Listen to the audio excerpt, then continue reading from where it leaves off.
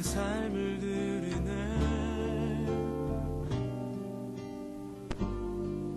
나의 삶을 드리네.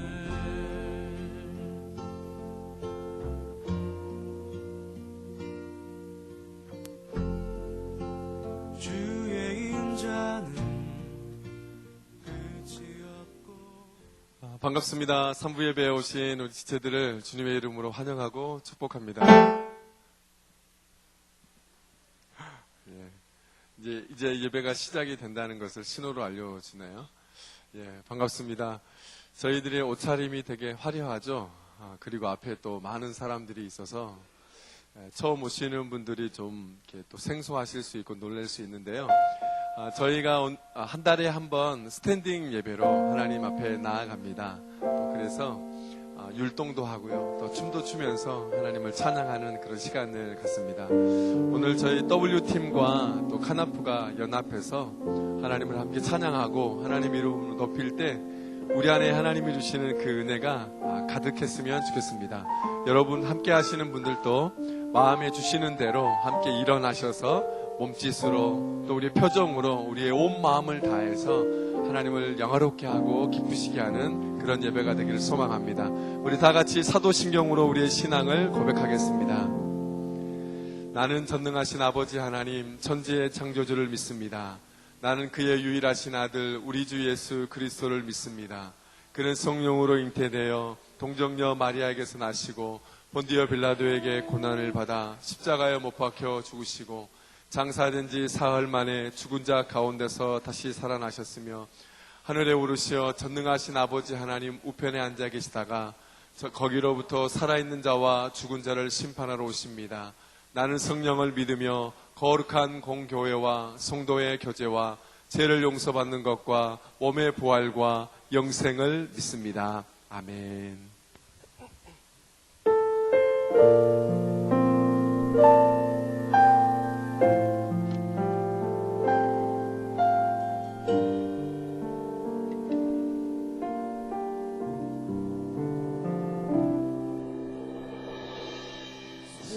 수많은 사람들 주를 따르네. 자신의 연약함 가지고 수많은 눈물의 시간 속에서 믿음으로 주를 보내.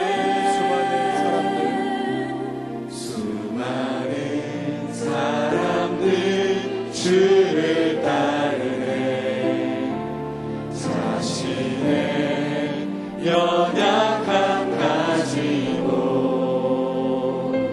수많은 눈물의 시간 속에서 믿음으로 주를 보내.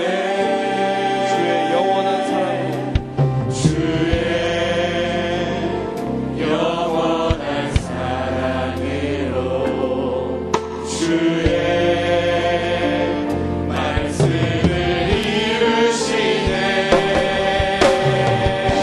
삶의 모든 문제들 나를 힘겹게 해도 포기하지 않는 오늘을 살아내리라.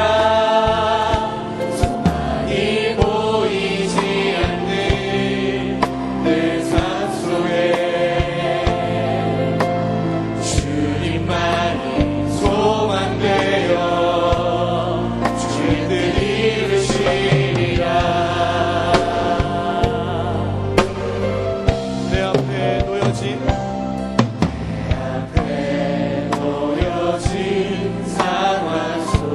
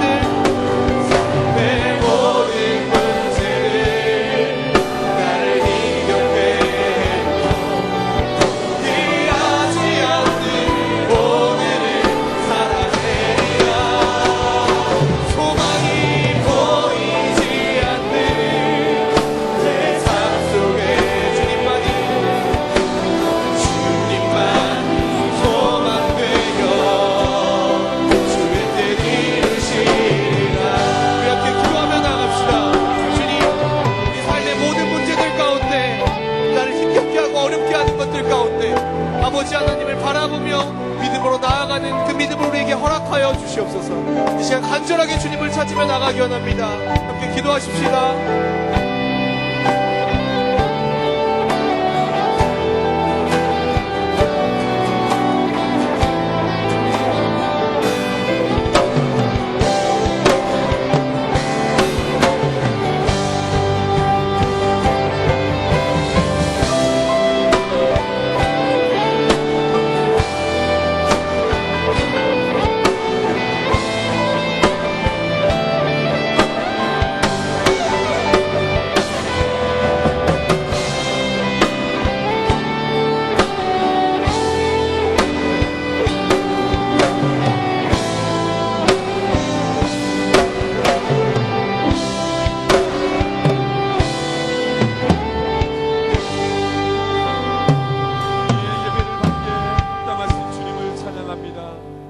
우리 예배를 받아주시고 하나님이 가장 기뻐하고 하나님이 가장 영광스러운 귀한 예배가 되게 하여 주옵소서. 예수님의 이름으로 기도합니다. 아멘.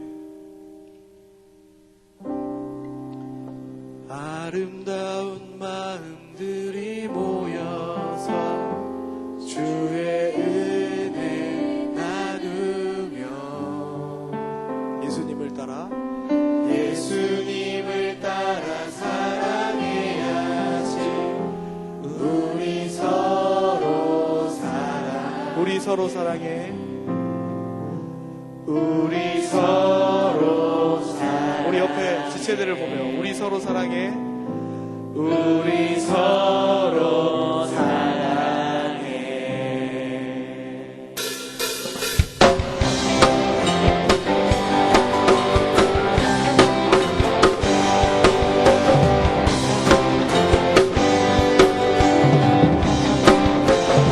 아름다운 마음들이 모여서 주의 은혜 나누며 예수님을 따라 사랑해야지. 우리 서로 사랑해.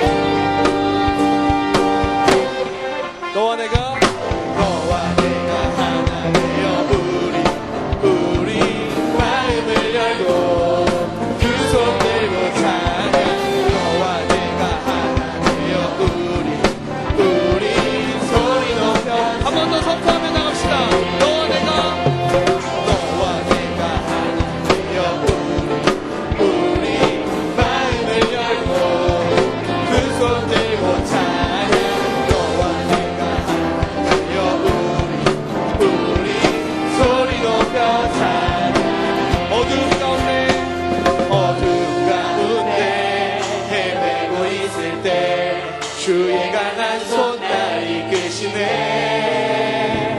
날 인도하시오 일으키시네. 담대함으로 너와 내가 하나 되어 너와 내가 하나 되어 우리 마음을 열고 두 손 들고 찬양. 너와 내가 하나 되어 우리 소리 높여 한 번 더 우리 기쁘게 선포하십시다. 너와 내가 하나 되어 우리 마음을 열고 두 손 들고 찬양. 너와 내가 하나 되어 우리 소리 높여 찬양. 어둠 가운데 헤매고 있을 때 주의 강한 손 날 이끄시네. 날 인도하시오 일으키시네. 담대함으로 다 같이 너와 내가 hey! 너와 내가 하나 되어 우리 마음을 열고 두 손 들고 찬양. 너와 내가 하나 되어 우리 소리 높여 찬양. 한 번 더 고백하십시다. 너와 내가 하나 되어 우리 마음을 열고 두 손 들고 찬양. 너와 내가 하나 되어 우리 소리 높여 찬양. 주님의 품에 안겨 있을 때 모든 두려움 사라지네. 주님의 얼굴 항상 날 향하네. 나의 모든 것 지키시네. 너와 내가 하나 되어 우리 목소리 높여서 너와 내가 하나 되어 우리 마음을 열고 두 손 들고 찬양. 너와 내가 하나 되어 우리 소리 높여 찬양. 한 번 더 너와 내가 하나 되어 우리 마음을 열고 두 손 들고 찬양. 너와 내가 하나 되어 우리 소리 높여 찬양. 한 번 더 고백하십시다. 너와 내가 주님 안에서 너와 내가 우리 마음을 열고 두 손 들고 찬양. 너와 내가 하나 우리 소리 높여 찬양. 마지막 너와 내가 하나 되어 우리 하나님께 영광의 박수 올려드립시다. 다 같이 우리 좋으신 하나님을 찬양하십시다.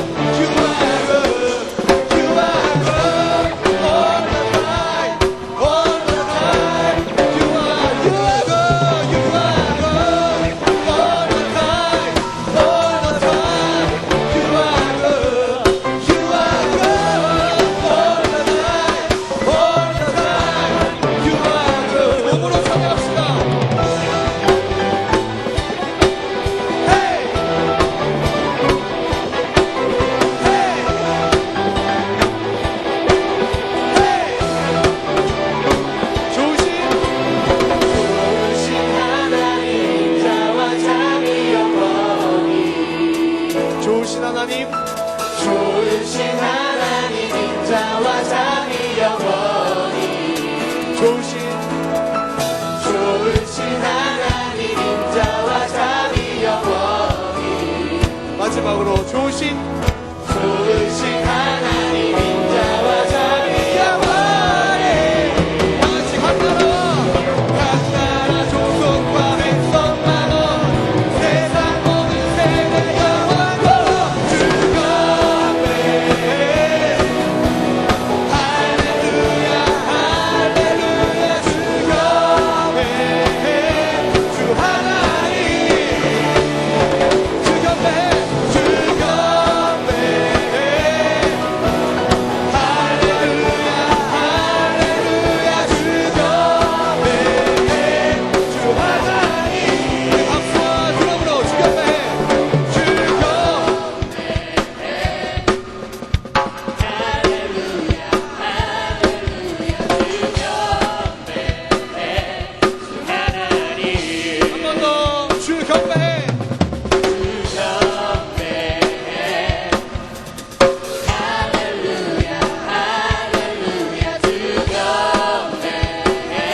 주 하나님 주 옆에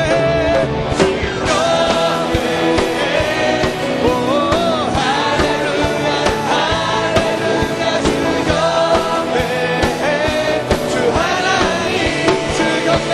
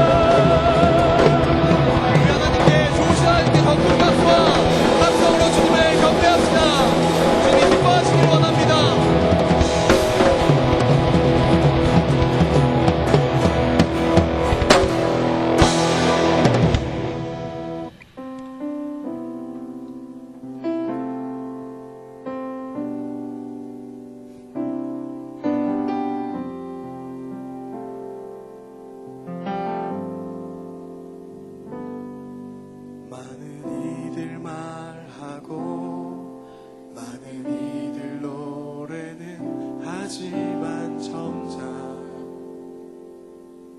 가진 않는 길 두려운 생각보다 많이 힘들고 험한 길보다 그저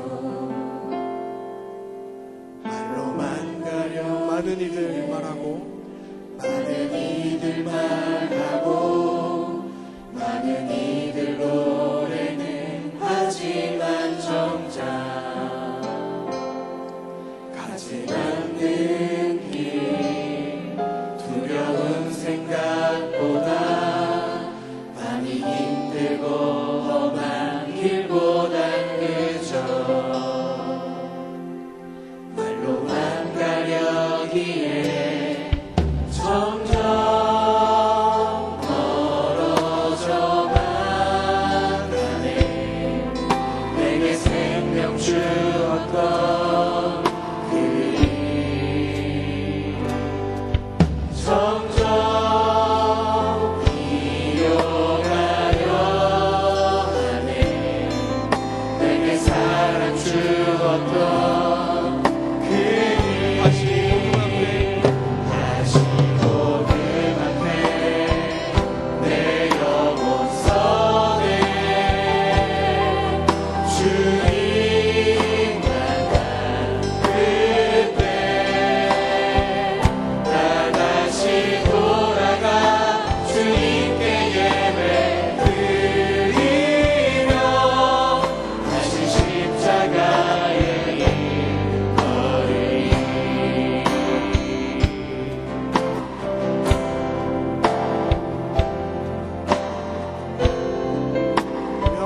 찬양을 우리의 고백으로 주님께 드리며 나아가십시다.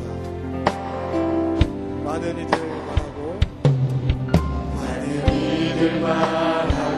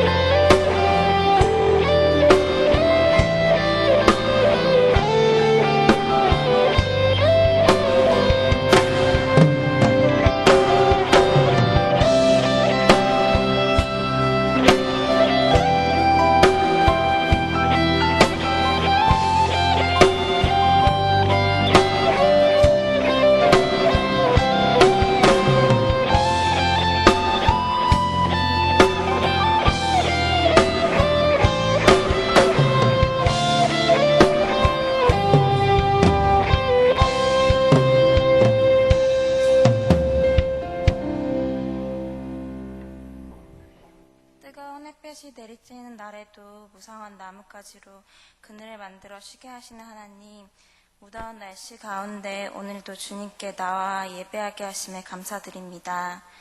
지난 한 주간의 삶을 주님 앞에 고백합니다.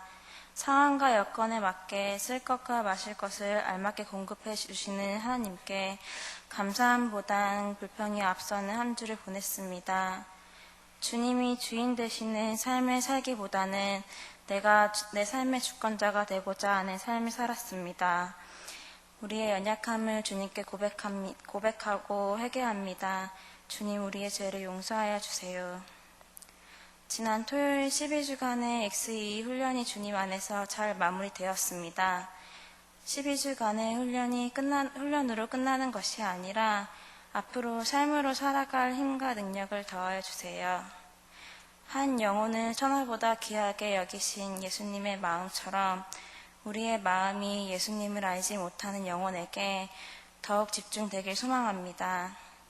복음의 참 기쁨을 회복하고 그 기쁨이 한 영혼에게 흘러가는 시간이 되도록 주님 함께 해주세요. 여름 선교가 준비 중에 있습니다.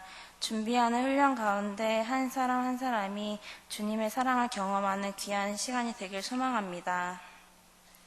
선교 모든 일정에 참여하지 못하는 지체들의 마음에도 기도로 중보하는 마음을 더 열어주시옵소서. 모든 싱크 공동체가 선교에 동참하는 마음을 갖게 하소서. 이제 말씀을 듣습니다. 말씀을 듣는 우리의 듣는 귀가 열리게 하시고 오늘 들은 말씀을 가지고 삶을 살아갈 때 하나님께서 주신 말씀에 기쁨으로 순종하게 하소서. 예배 후에 있을 가정 모임 또한 서로 교제하며 풍성한 나눔이 있는 귀한 시간이 되게 하소서. 오늘도 살아계신 하나님을 찬양하고 예배합니다. 홀로 영광 받으시기에 합당하신 예수 그리스도의 이름으로 기도드립니다. 아멘. 주기도문 하시겠습니다. 하늘에 계신 우리 아버지, 아버지의 이름을 거룩하게 하시며 아버지의 나라가 오게 하시며 아버지의 뜻이 하늘에서와 같이 땅에서도 이루어지게 하소서. 오늘 우리에게 일용할 양식을 주시고 우리가 우리에게 잘못한 사람을 용서해 준 것 같이 우리의 죄를 용서하여 주시고 우리를 시험에 빠지지 않게 하시고 악에서 구하소서. 나라와 권능과 영광이 영원히 아버지의 것입니다. 아멘.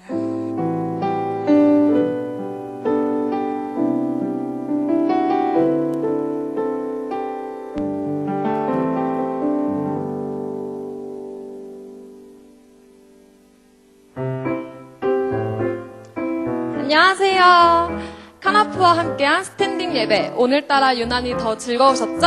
안녕하세요. 싱크뉴스입니다. 어디로 가지? 뉴싱크스 여러분, 싱크는 언제나 여러분을 환영한다는 거 아시죠? 예배 나감 새가족 등록 부스로 오세요. 쉼 앤 할렐루야, 2017년 싱크가 함께하는 환영회, 어떤 것들이 준비되어 있는지 궁금하시죠? 네, 뉴 싱크스는 우리가 책임진다. 김순아 팀장님을 모셔볼까요?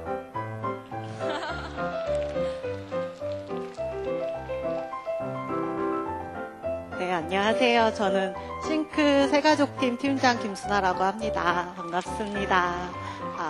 네, 매주 싱크에는 많은 친구들이, 새가족들이 등록을 합니다. 그래서 저희는 그 친구들이 이제 싱크 지체들이 돼서 잘 적응하고 있는지 같이 돌아보고서 좀 어울리는 시간을 갖기를 원합니다. 그래서 저희가 다음 주 주일에 가정 모임을 조금 일찍 마치고 다 함께 10층 1001호에서 3시 반에 모여서 저희 새가족 환영회를 하려고 합니다. 근데 제가 굳이 여기에 나온 것은 싱크 새가족 환영회는 새가족들만 참석한다고 생각하는 많은 분들이 계십니다. 그게 아니고 저희 모든 싱크 지체들이 함께 모여서 우리 새가족들을 환영하고 저희도 그 안에서 이번 주제가 쉼 할렐루야거든요. 하나님 안에서 같이 쉼을 누리고 하나님 찬양하면서 우리 기쁜 시간을 가지려고 합니다. 모두 꼭 다음 주에 참석해 주셨으면 감사하겠습니다. 감사합니다. 네, 감사합니다. 다음 주 주일 가족 모임 후 3시 30분 10층 1001호에서 싱크 모두 함께해요. 오늘도 국내 선교 기도 모임을 함께 진행합니다. 가족 모임 후 4시 30분 403호에서 만나요. 함께해요, 여러분. 하나님께서 여러분을 기다리십니다. 혹시 세례 안 받으신 분 계신가요? 세례 신청 받습니다. 신청은 오늘까지 각 가정 섬김이에게 말씀해 주시고요. 세례식은 7월 2일입니다. 2017년 꿈새 하프타임 7월 3일부터 8일까지입니다. 1년 중 3번 있는 꿈새 기간 중 2번째. 여러분, 지영은 목사님께서 전해주시는 마태복음 13장 말씀으로 하루를 시작하는 싱크가 됩시다. 매월 넷째 주 토요일마다 성락성결교에서 드려지는 제이어스 정기 예배를 함께 준비할 스태프를 쳤습니다. 제이어스 예배의 안내팀으로 활동하실 수 있고요. 안내팀은 예배에 찾아오시는 분들이 헤매지 않도록 대기줄, 예배 자리 등의 교회 공간을 안내합니다. 함께 섬기실 분들은 최진영 간사님에게 연락주세요. 절대 실패하지 않으시는 하나님, 예조이스와 찬양으로 함께하는 금요예배 8시 503호 함께해요. 폭염주의보는 최고 기온이 33도 이상인 상태가 2일 이상 지속될 것으로 예상될 때 발표된다고 해요. 그렇다면 여러분의 신앙주의보는 어떠세요? 우리의 신앙주의보가 울리기 전에 함께 하나님과 함께하는 여러분의 싱크뉴스였습니다. 뿅!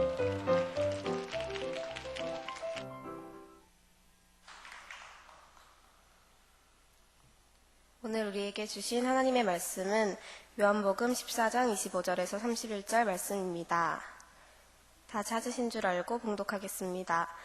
내가 아직 너희와 함께 있어서 이 말을 너희에게 하였거니와 보혜사 곧 아버지께서 내 이름으로 보내실 성령 그가 너희에게 모든 것을 가르치고 내가 너희에게 말한 모든 것을 생각나게 하리라. 평안을 너희에게 끼치노니 곧 나의 평안을 너희에게 주노라. 내가 너희에게 주는 것은 세상이 주는 것과 같지 아니하리라. 너희는 마음에 근심하지도 말고 두려워하지도 말라. 내가 갔다가 너희에게로 온다 하는 말을 너희가 들었나니 나를 사랑하였더라면 내가 아버지께로 감을 기뻐하였으리라. 아버지는 나보다 크심이라. 이제 일이 일어나기 전에 너희에게 말한 것은 일이 일어날 때에 너희로 믿게 하려 함이라. 이후에는 내가 너희와 말을 많이 하지 아니하리니 이 세상의 임금이 오겠음이라. 그러나 그는 내게 관계할 것이 없으니 오직 내가 아버지를 사랑하는 것과 아버지께서 명하신 대로 행하는 것을 세상이 알게 하려 함이로라. 일어나라 여기를 떠나자 하시니라. 아멘. 아멘. 그 앞에 직접 나와서 싱크뉴스 하니까 훨씬 더 반응이 좋으네요. 그죠? 그리고 앞에서 그렇게 싱크뉴스 할 때 착하게 예 이렇게 대답 잘하는 사람들에게 축복이 있을 것입니다. 워낙 원래 착한 어린이들한테는 축복이 있는 거예요. 상도 있고. 그래서 뉴스 할 때 앞에서 이렇게 할 때 예 하고 대답한 사람들 크게 복 받을 거예요. 우리 싱크뉴스 아주 참 좋습니다. 아주 이렇게 앞에 나와서 하니까 저도 앉아 있으면서 박수도 더 크게 치게 되고 그러더라고요. 예수님께서 해주신 말씀 중에서 예수님이 사시던 그 당시를 이렇게 묘사했던 적이 있어요. 우리가 피리를 불어도 너희가 춤을 추지 않고 또 우리가 곡을 해도 너희가 울지 않는다 이런 거죠. 공감 능력이 떨어진 시대 뭐 이런 얘기예요. 요즘식으로 표현하면 어쨌든 감사합니다. 하나님께서는 당신의 말씀을 통해서 우리에게 당신의 뜻을 드러내시고 또 복, 상 뭐라고 표현하든지 간에 좋은 것을 주십니다. 하나님의 말씀은 삼중적인 형태로 우리에게 다가옵니다. 제가 설교하면서 이 얘기를 여러 번 했는데 혹시 기억하고 있을지는 모르겠어요. 제가 과도하게 기대는 안 하려고 하는데 제가 삼중적인 형태로 하나님의 말씀이 다가온다. 이 얘기는 제가 여러 번 얘기했는데 첫 번째가 제가 시험에 들지 않고 그냥 제가 얘기할게요. 성육하신 말씀, 그죠? 두 번째가 또 제가 얘기합니다. 그냥 기록된 말씀. 그리고 세 번째가 선포되는 말씀. 사람 몸을 입고 이 땅에 오신 예수 그리스도, 그분은 육신을 입으신 말씀이다. 그렇게 육신이 되신 말씀이다. 요한복음 1장에 그렇게 기록되어 있죠. 그리고 예수 그리스도에 대해서 기록한 것이 66권 성경 기록된 말씀이죠. 성육하신 말씀과 기록된 말씀에 근거해서 성도들의 예배에 거기에서 선포되는 설교의 선포, 그 다음에 성례전의 선포, 설교는 귀에 들리는 말씀이고 성례전은 떡과 포도즙으로 해서 눈에 보이는 말씀이에요. 하나님께서 오늘 선포되는 말씀을 통해서도 우리 젊은이 여러분, 우리 하나님의 자녀 여러분들에게 여러분들의 삶에 하나님이 주시는 구체적인 뜻도 가르쳐 주시고 용기가 필요한 사람한테는 용기도 주시고 또 여러분의 삶의 문제를 해결할 수 있는 지혜를 주실 것을 믿습니다. 그렇게 축복합니다. 어릴 때 혹시 그런 경험이 있습니까? 아이들이 서로가 싸우다가 덩치가 작은 애가 덩치 큰 애한테 밀립니다. 그래서 그냥 밀리니까 어떻게 해요? 그래서 그냥 집으로 가면서 씩씩거리면서 가다가 근데 이 아이가 갑자기 다시 휙 돌아서더니 너 일로 와봐. 죽었어. 이러는 거예요. 제가 왜 갑자기 그러나. 그런데 집으로 가다가 자기 큰 형이 지금 오는 거예요. 그러니까 형 믿고 다시 돌아서서 너 일로 와봐. 죽었어. 우리말에 재미있는 표현이 있어요. 믿는 구석이 있다. 이런 표현입니다. 믿는 구석이 있다. 사람은 살면서 믿는 데가 있어야 살아요. 그러니까 믿음이 없이는 사람은 이건 신앙에서 기독교 신앙에서 얘기하는 믿음 그 단어가 아니더라도 일반적으로 살아간다는 것 자체가 믿음이 없이 어떻게 살아요? 자동차를 타고 갈 때 버스를 탔다 또는 지하철을 탔다.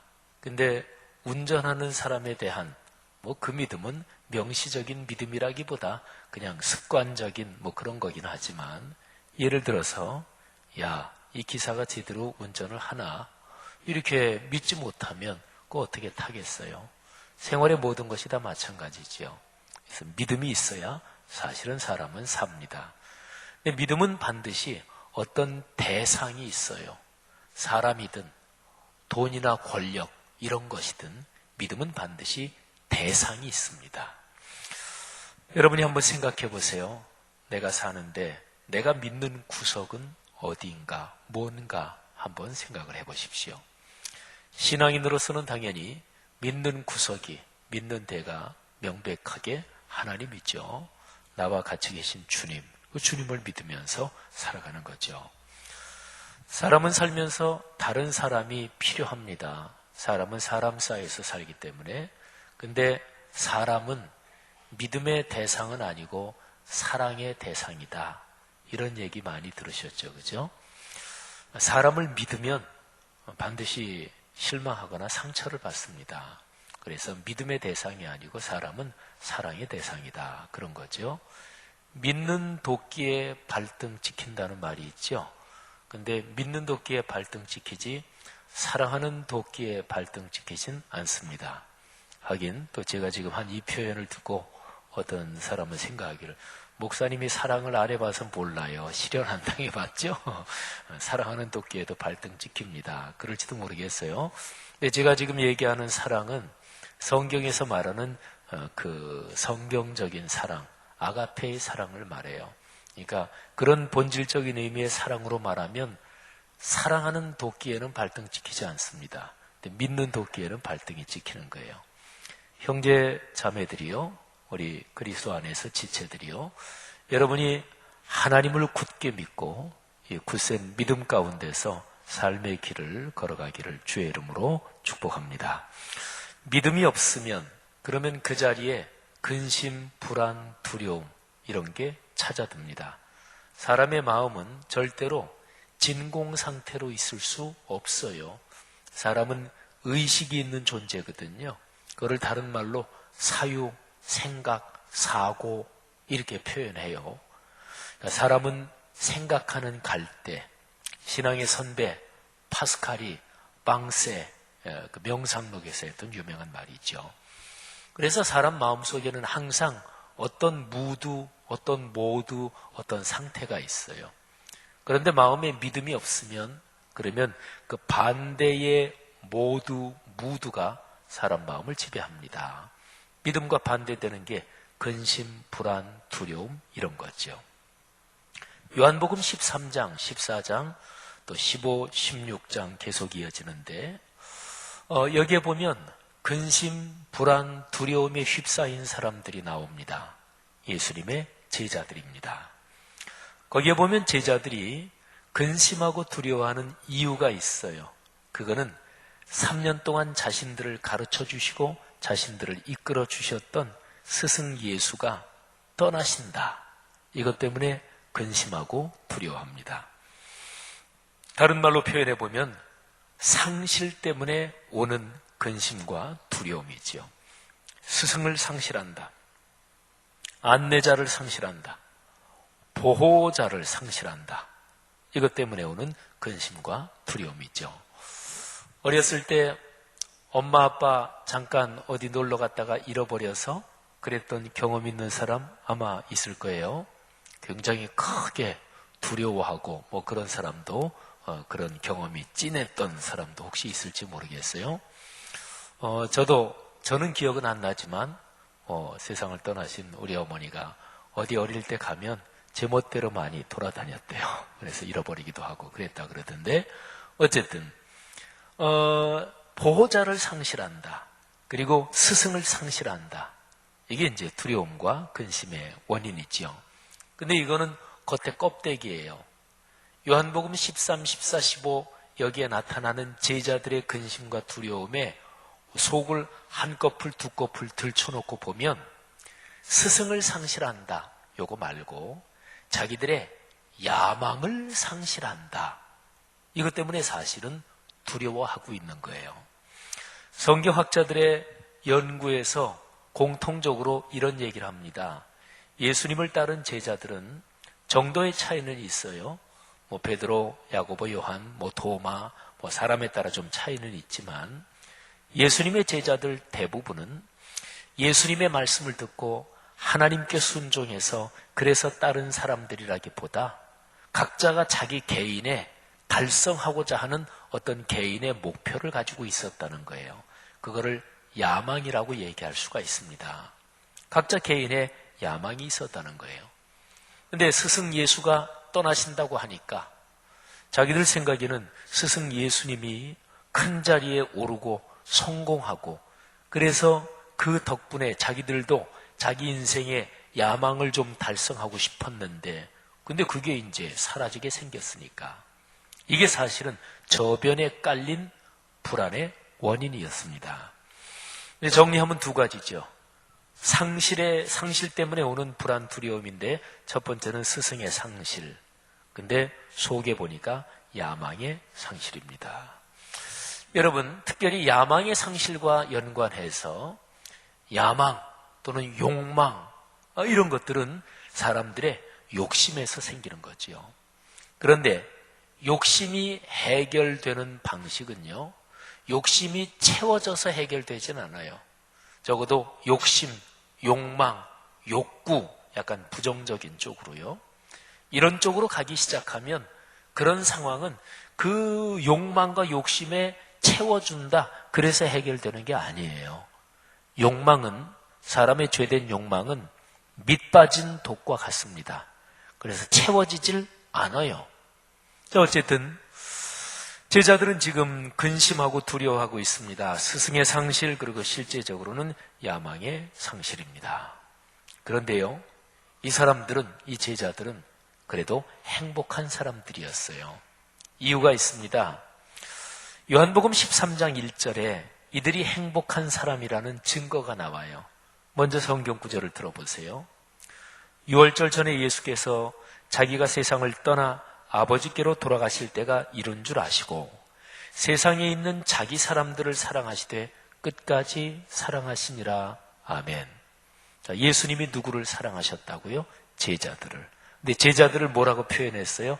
자기 사람들. 이 제자들은 못난 사람들이고 지금 문제가 많은 사람들이잖아요. 자기들의 욕망을 주체하지 못해서 그래서 근심하고 두려워하는 사람들인데, 그런데도 불구하고 예수님은 이들을 자기 사람들, 내 사람들이라고 생각하고 계셨습니다.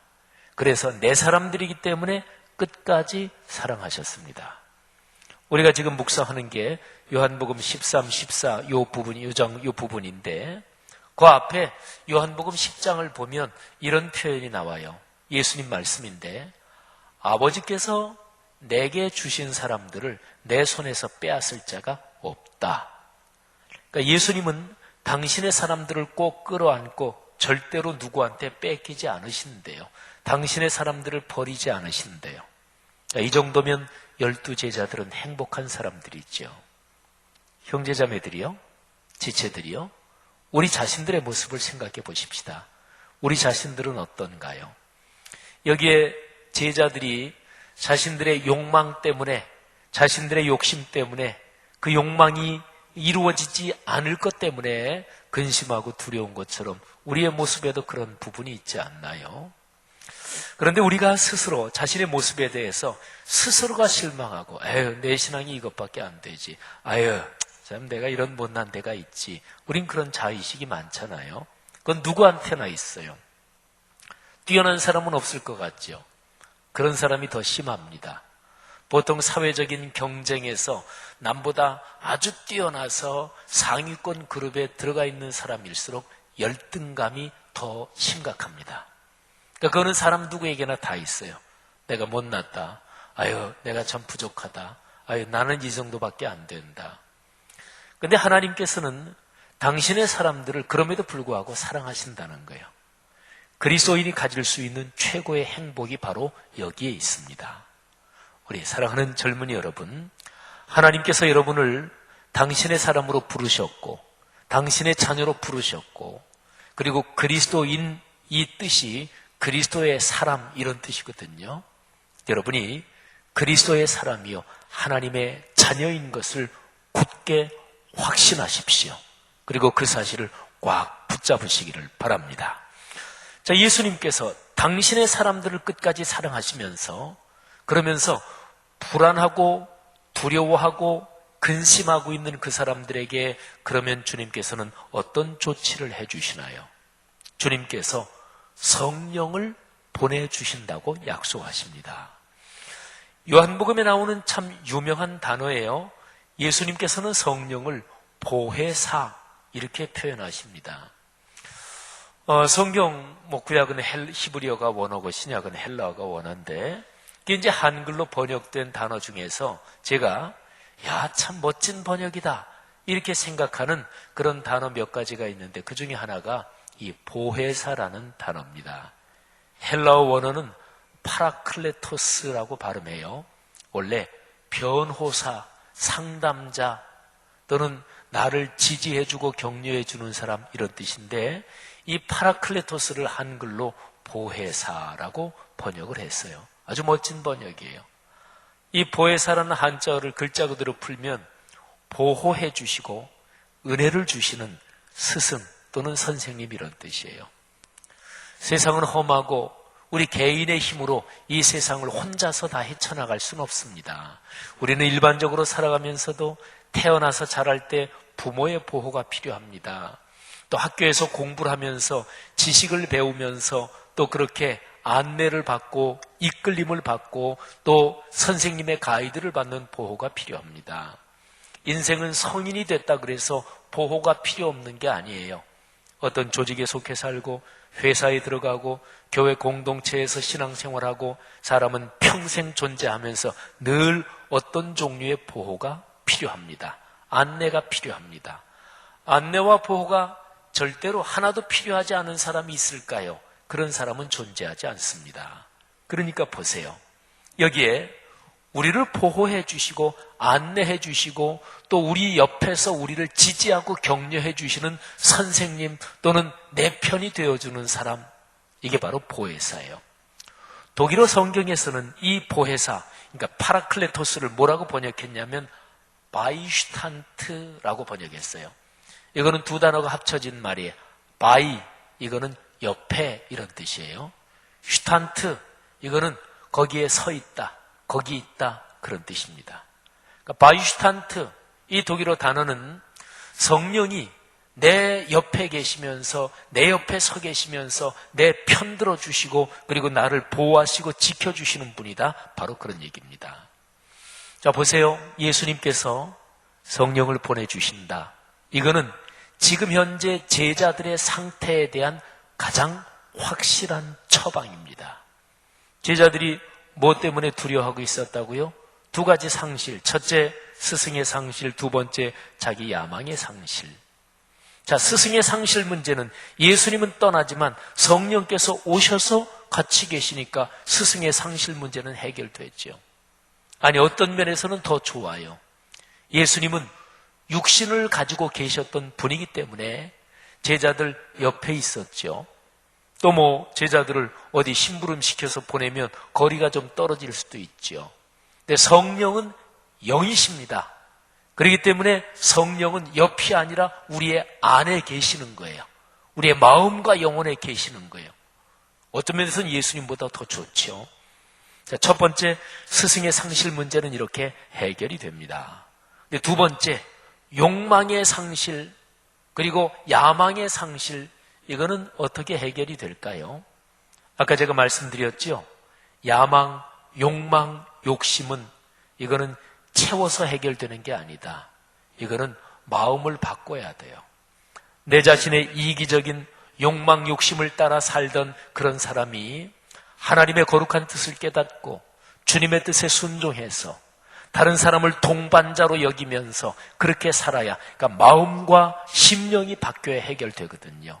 성령이 그러신 분이에요. 성령, 하나님의 거룩한 영이 우리에게 오셔서 우리의 마음을 치유해 주십니다. 마음을 바꿔주십니다. 열등감, 박탈감, 분노, 상실감, 두려움, 근심을 성령이 계시면서 해결해 주시는 거예요. 자, 보세요. 그러면 예수님께서 당신의 사람들을 사랑하시되 끝까지 사랑하신다. 근데 당신의 사람들이 지금 겪고 있는 두 가지 불안의 원인, 스승의 상실 그리고 야망의 상실, 이 두 가지를 성령이 오시면 완벽하게 해결이 되잖아요. 여러분, 사람은 문제에 부딪혀 있을 때 누구나가 다 문제를 해결하기를 원합니다. 문제라는 이 단어 자체가 나를 어렵게 만드는 거잖아요. 내가 어려운데 그 어려움을 즐긴다. 근본적으로 보면 그런 사람은 없어요. 사람은 하나님의 창조하신 사람의 본성, 사람의 원래에 만들어진 구조에 따라 어려움이 온다 그러면 어려움을 피하거나 어려움을 극복하기를 원합니다. 예를 들면 어디에 뜨거운 불에 손이 가까이 가서 뜨겁다 그러면 뜨거운 걸 즐기는 사람은 없어요. 손이 뒤고 타는데 그럼 손을 빼죠. 말하자면 이런 거예요. 문제를 사람은 누구나 다 해결하기를 원합니다. 여러분과 저의 지금 모습을 생각해 보세요. 내가 가진 문제는 무엇입니까? 여러분이 지금 해결하기를 원하는, 또 해결하고 싶은 그 문제는 무엇입니까? 오늘 여기 요한복음 13, 14장 여기에서 제자들의 상황 가운데서는 주님께서 성령을 보내주셔서 그 문제를 해결하게 해주셔요. 하나님의 영, 그리스도의 영인 성령께서는 지금 여러분이 가진 문제에 대해서 어떤 말씀을 하실까요? 여러분이 지금 해결해야 되고 넘어서야 될 그 문제에 대해서 하나님의 거룩한 영은 어떤 힘을 주시고 어떤 지혜를 주시는 것일까요? 분명한 거 하나는 각자의 사정이 다르고 각자가 안고 있는 문제거리들이 다르겠지만, 그런데 분명한 것 하나는 성령님은 우리 그리스도인이 가지고 있는 문제를 해결해 주실 수 있는 문제 해결의 근원이시다. 이거는 분명합니다. 사랑하는 젊은이들이요, 성령 하나님의 음성에 귀를 기울이고 성령이 내 삶의 문제를 해결해 주시는 성령의 지혜에 귀를 기울이시기를 바랍니다. 보통 세상 사람들은 문제만 해결되면 아무거나 좋다 이렇게 생각하는 경우도 많아요. 그리고 보통 사람이 살면서 가지고 싶은 거, 누리고 싶은 거, 내가 받고 싶은 거 있죠. 그걸 가장 편한 세계 공통어로 얘기하면 그거를 복이라고 그래요. 그런데 많은 사람들은 복을 받기만 하면 된다. 복을 내가 움켜쥐기만 하면 된다. 내가 복을 소유하기만 하면 된다. 이렇게 생각해요. 그 복이 어디서 왔는지, 누가 주는 건지, 그건 상관없다. 그냥 복을 내가 쥐기만 하면 된다. 이렇게 많이 생각들을 합니다. 사람이 살면서 돈이 필요하잖아요. 근데 돈을 손에 움켜쥐기만 하면 된다. 근데 그런가요? 어디서 온 돈이에요? 어떻게 내 손에 들어온 돈이에요? 예를 들어서 범죄와 연루된 돈이다. 그러면 그 돈 얼마간 손에 쥐었다가 인생 전체가 끝장날 수도 있지요.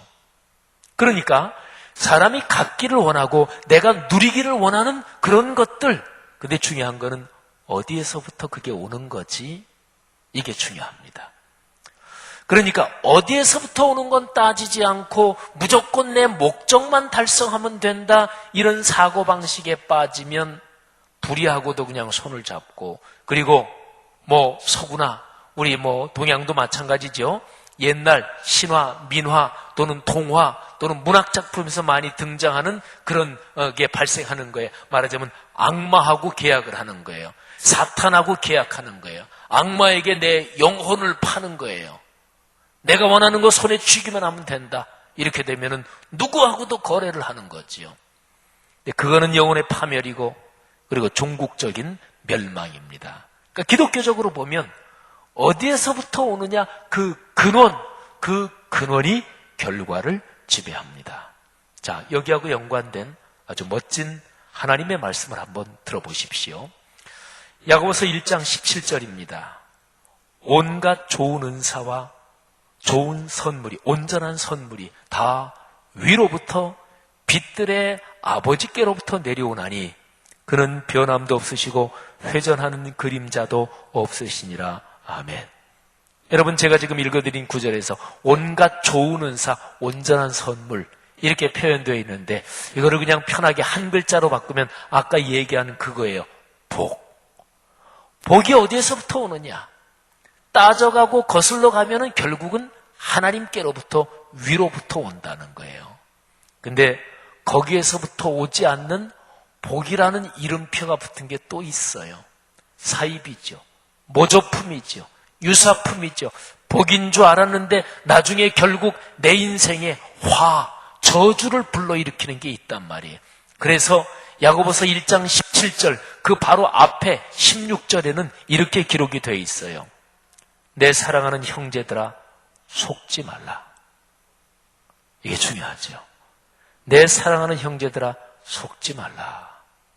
그리고서 17절이 이어지는 거예요. 온갖 좋은 은사와 온전한 선물은 다 위로부터 빛들의 아버지께로부터 내려온다. 그러니까 어디에서부터 오느냐, 이거를 분명히 알아야 되는 거죠.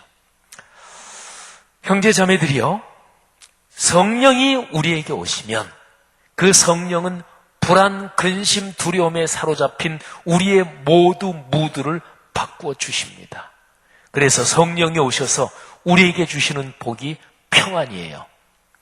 다시 그 제자들의 상황으로 돌아가면 요한복음 14장 27절에서 예수님이 제자들에게 이렇게 말씀하십니다. 나의 평안을 너희에게 준다. 내가 주는 평안은 세상이 주는 것과 같지 않다. 주님의 말씀이에요. 제자들이 지금 불안, 근심, 초조 그리고 두려움에 사로잡혀 있으니까 이런 제자들에게 지금 절실하게 필요한 게 평안, 안심하는 거, 확신하는 거잖아요. 예수님이 그걸 주시는 거예요. 여러분, 주님께서 우리에게 주시는 선물 가운데 참 중요한 선물이 있어요. 일반적으로 선물을 생각해 볼까요? 어떤 선물이 기분이 좋습니까? 선물이라 그래서 다 기분 좋지는 않아요. 어떤 선물은 받으면서 화나는 것도 있어요. 딱 이런저런 상황이 말이죠. 분명히 성의도 없어. 그냥 예의상으로 그냥 어쩔 수 없으니까 던져주는 것 같은 그런 선물은 기분 좋지 않죠. 화나지요. 기분 나쁘죠. 날 뭘로 아는 거야? 이렇게 되는 거죠. 값이 비싸다고 무조건 좋은 선물인가요? 그것도 아닙니다. 굉장히 비싼 거를 과분하게 받았는데 이게 기분 나쁠 때가 있어요. 자, 선물의 공통점은 이거예요. 기분 좋은 선물, 그리고 참 행복하게 만드는 선물은 상대방의 마음이 담긴 것입니다. 그러니까 선물 중에서 가장 좋은 선물은 상대방의 마음을 얻는 거예요. 그 사람의 마음을 얻는다, 이게 바로 그 사람을 얻는 거다, 이렇게 되는 거죠. 우리말에 그런 표현이 있잖아요. 마음을 주고 정을 주고. 마음 주면 사실은 다 주는 거예요. 마음이 그 사람을 지배하는 사령탑, 그 사람을 지배하는 핵심 센터거든요. 컴퓨터로 말하면 거기에 CPU 들어있는 그 제일 중요한 그 움직이는 그 사령탑과 같은 게 사람한테는 마음이에요. 그러니까 마음을 주면 사실은 다 주는 거예요. 그 사람 자체를 주는 거예요. 그래서 선물은 마음이 담긴 선물이 최고입니다. 그러면 생각해 보십시오. 하나님께서 당신이 창조하신 사람에게, 특별히 예수 그리스도의 십자가의 보혈로 당신의 자녀 삼으신 사람들에게 하나님이 주시는 가장 큰 선물은 무엇일까요? 똑같아요. 하나님의 마음을 주시는 거예요. 하나님 자신을 주시는 거예요. 하나님이 창조일에 지금까지 그런 선물을 2번 주셨어요. 첫 번째는 당신의 독생자 예수 그리스도께서 이 땅에 오시는 거예요. 그러니까 당신 자신을 주신 거잖아요. 예수 그리스도께서 이 땅에 계시다가 십자가에 달려 돌아가시고 사흘 만에 부활하시고 하늘로 승천하셨죠. 그리고 하나님이 또 한 번 자신을 주셔요. 그게 바로 하나님의 영이 세상에 오시는 거예요. 성령 하나님이 오시는 거죠. 하나님은 당신 자신을 우리에게 주시는 것입니다. 하나님이 우리에게 주시는 평안, 그 근저에는, 평안의 그 바닥에는 뭐가 있느냐? 바로 이런 하나님의 사랑이 있습니다. 여러분, 이 세상에 살면서 우리 그리스도인들에게 뭐를 믿고 살아가야 되고 우리 그리스도인의 믿는 구석이 무엇이 되어야 할까요? 대답은 똑같아요. 신앙생활에서 많이 들어온 거예요. 우리에게 익숙한 거예요. 바로 하나님의 사랑인 거죠. 기독교의 복음을, 기독교의 가르침을 가장 대표할 수 있는 성경 구절 딱 한 구절만 꼽아라. 그러면 무엇일까요? 전에 어떤 설문조사한 거를 봤는데 서양 그리스도인이나 한국 그리스도인에 똑같더라고요. 요한복음 3장 16절이에요. 하나님이 세상을 이처럼 사랑하사 독생자를 주셨으니 이는 그를 믿는 자마다 멸망하지 않고 영생을 얻게 하려 하심이라. 아멘. 여러분, 그 세상이란 단어에다가 여러분의 이름을 넣으실 수 있겠어요? 하나님이 제 이름을 넣는다면 형은 이를 이처럼 사랑하사. 여러분 한 사람 한 사람을 하나님이 그토록 사랑하셔서 예수 그리스도 독생자를 주셨고, 그리고 성령을 주셨고, 그 성령 하나님이 지금 여러분과 같이 살고 계시는 거예요. 그리스도인들이요, 이 사실을 잊어버리면 안 돼요.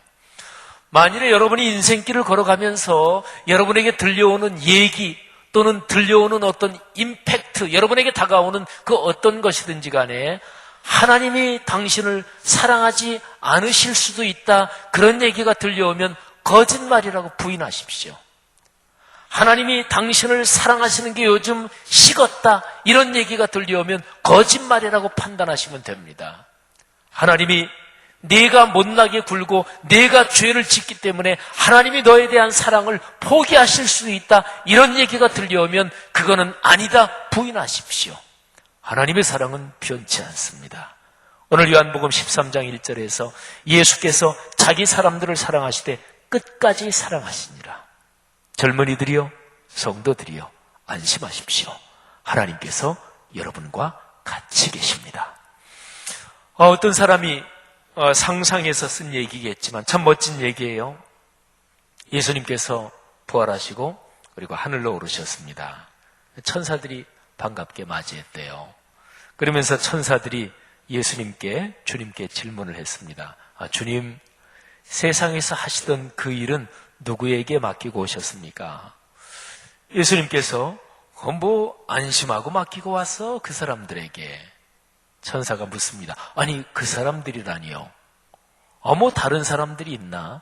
제자들 있지. 그러더니 천사들이 놀랍니다. 아니, 그런 사람들한테 일을 맡기고 오셨어요?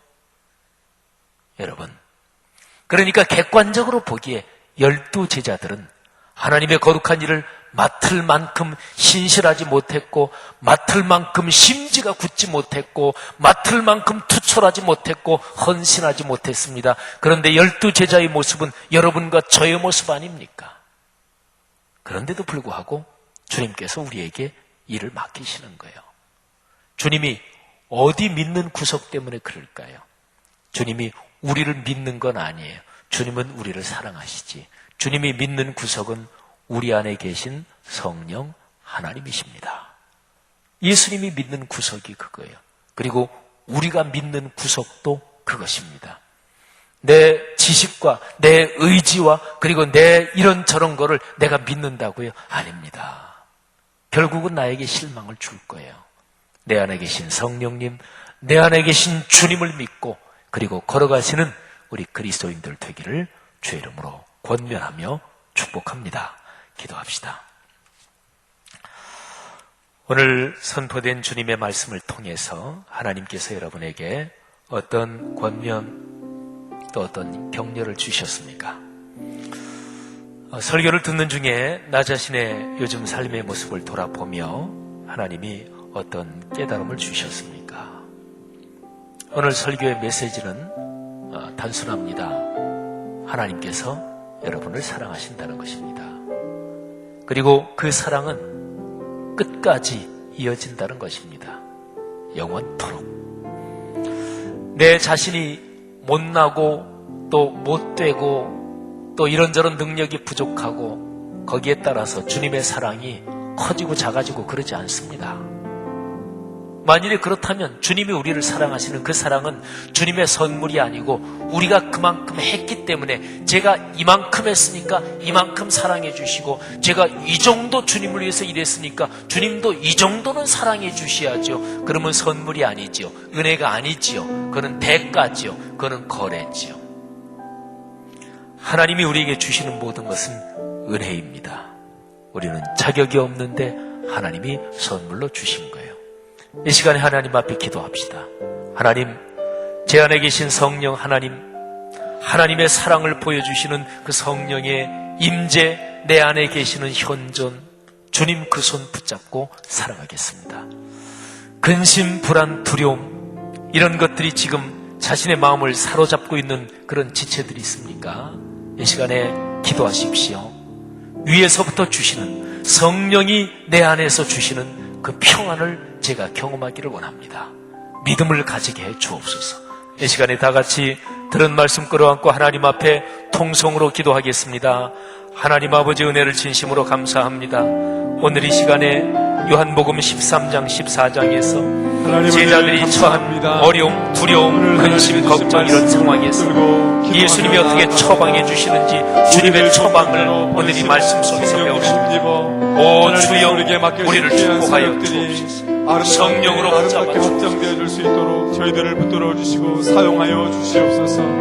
성령님을 통하여 하나님의 놀라운 역사가 온전히 더 확장될 수 있도록 도와주시고 우리가 거기에 부름의 믿음으로 반응하며 나아가는 귀한 공동체가 되어줄 수 있도록 아버지 하나님 도우시고 인도하여 주옵소서. 성령님께서 도우시고 인도하시고 붙들어 주시고 저희들을 서포팅해 주시는 이 은혜가 하나님 앞에 서가는 우리의 삶의 헌신이 되어줄 수 있도록 도우시고 인도하여 주옵소서.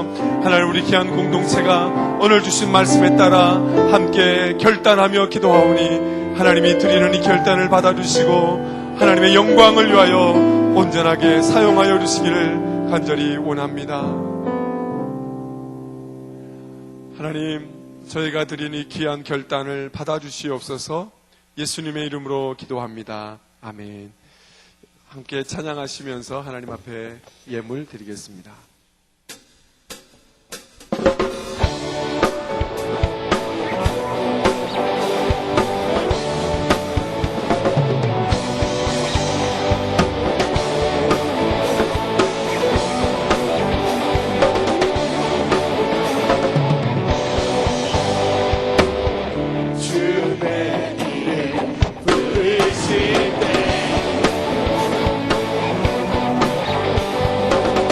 주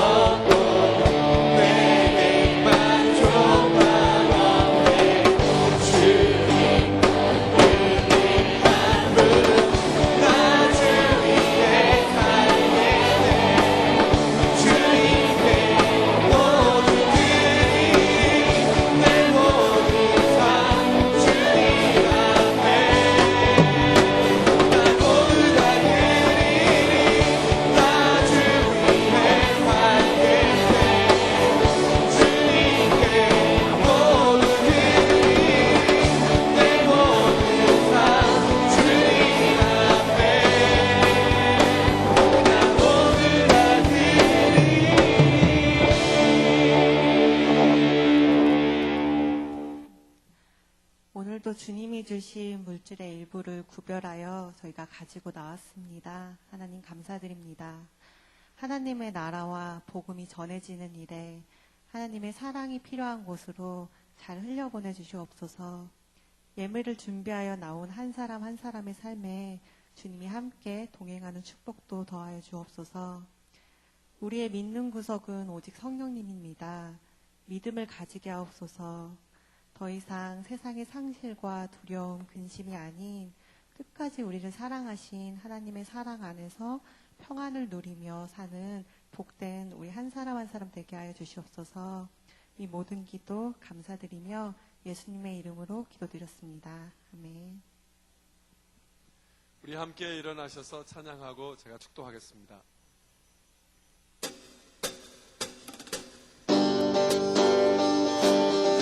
우리 박수하면서 찬양할까요? 놀라와 주경배하네 인도하신 부르심 따라 우리의 힘과 계획을 내려놓고 주님만 바라보네 생명 주신 주여 임하네 어물과 죄 고백함으로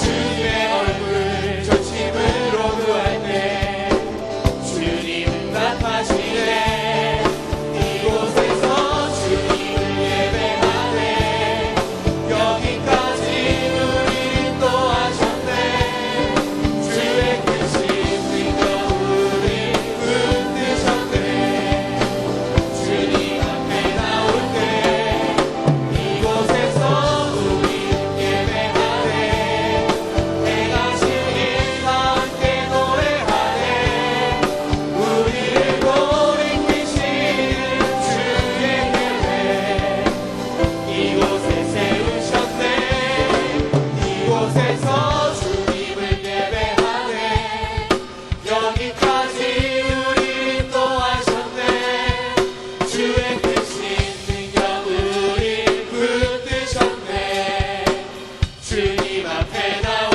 때 이곳에서 우리는 예배하네 내가 주님과 함께 노래하네 우리를 돌이키시는 주의 계획 이곳에 세우셨네 우리를 위해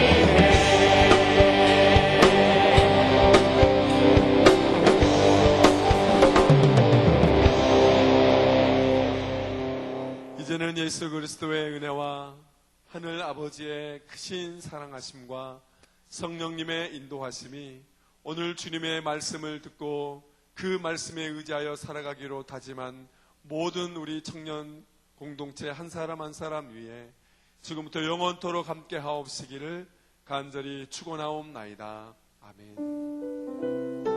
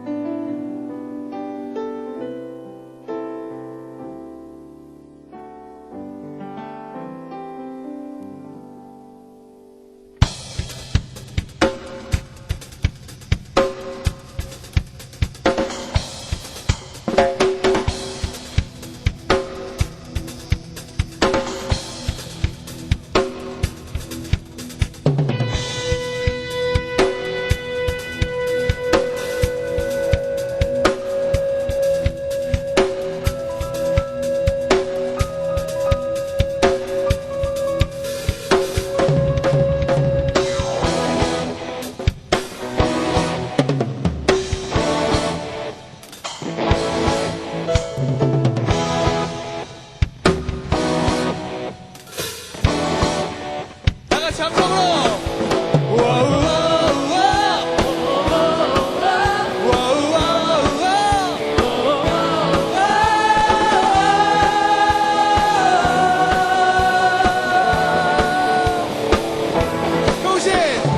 좋으신 하나님 자와 자비 영원히 좋으신 하나님 자와 자비 영원히